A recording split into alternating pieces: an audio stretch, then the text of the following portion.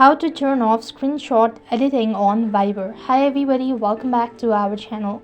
In this video I'll show you guys how can you turn off screenshot editing on Viber.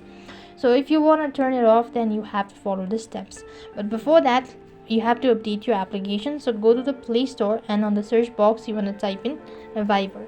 When you type in Viber, see whether the app needs to be updated or not. If the application is completely up to date, click the open button, after which you'll be taken to the home page. That's gonna look something like this. Now while you're on the home page, click the more button at the right hand side corner of your screen. Scroll down a bit and then you want to go to settings. As you go to settings, you'll be able to find a lot of options underneath. Go to general. As you go to general, what you want to do is you want to go ahead and click on this section that says screenshot editing. You could see under it there's the Viber use Viber to edit your screenshot before you send them.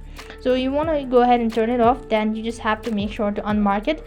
Currently I marked it, but then if you want to turn it off, you just unmark it just like that and you have successfully turned it off. So that's the way you could do it. So I hope the video was helpful. Make sure to like, share and subscribe to our channel. Thank you for watching. See you in the next video.